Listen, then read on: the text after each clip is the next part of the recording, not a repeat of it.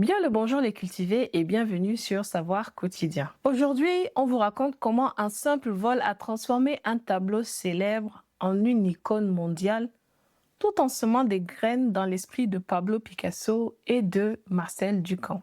Dans cet épisode, on va remonter en 1911, au Louvre, le jour où la Joconde a disparu.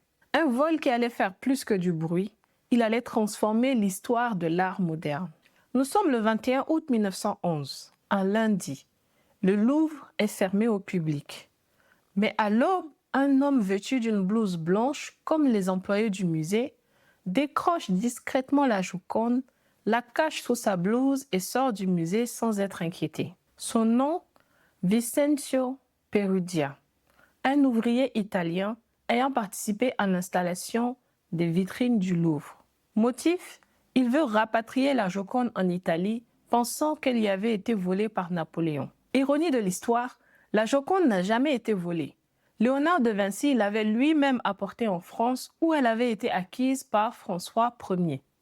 Dès l'annonce de la disparition, c'est un grand tsunami médiatique. La Joconde, bien que célèbre, n'est pas encore l'icône qu'on connaît aujourd'hui. Mais ce vol change tout. Pendant 2 ans, le tableau reste introuvable. Les journaux du monde entier spéculent. Et si c'était un coup des anarchistes? Une vengeance d'artistes? Un vol commandité par un collectionneur fou? Une récompense est offerte. Des pistes se multiplient. Des faux aveux surgissent. Et au cœur de cette tourmente, un nom inattendu émerge. Pablo Picasso. Oui, vous avez bien entendu.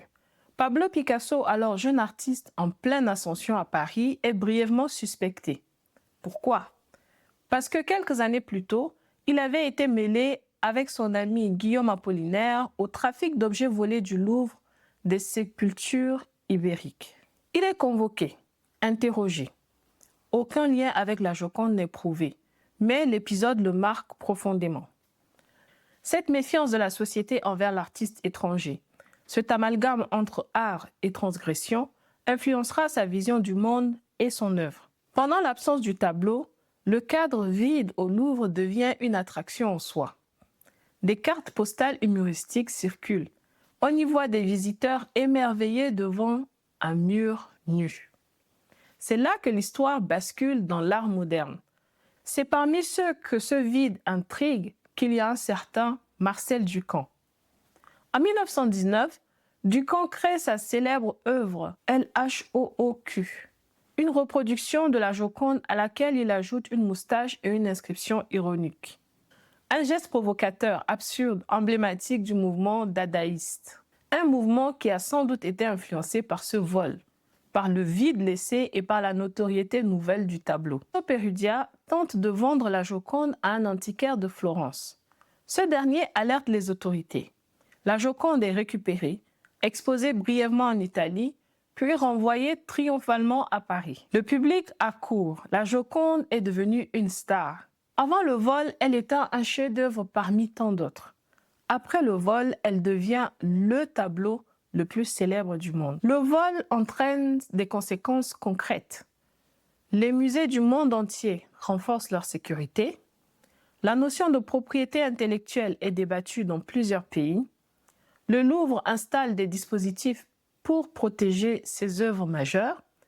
Et l'image de la Joconde devient un symbole universel, récupéré, détourné, déformé et célébré. Mais surtout, ce fait divers inspire toute une génération d'artistes. Par le vide laissé, par la réaction publique, la Joconde devient un objet culturel, une idée plus qu'une peinture. En conclusion, un tableau volé, un artiste interrogé, un cadre vide devenu culte, et une moustache griffonnée sur une copie qui deviendra une œuvre majeure. Le vol de la Joconde en 1911, ce n'est pas juste un crime, c'est un tournant dans l'histoire de l'art, une collision entre modernité, culture populaire et notoriété médiatique. Paradoxalement, c'est en disparaissant que la Joconde est devenue immortelle. Si ce genre d'histoire pour enrichir votre culture générale vous intéresse, n'hésitez pas à vous abonner et à partager cette vidéo. Vous retrouverez Savoir Quotidien sur savoirquotidien.com, YouTube, TikTok et en format podcast. Je vous dis à bientôt pour une nouvelle découverte culturelle. En attendant, Prenez soin de vous.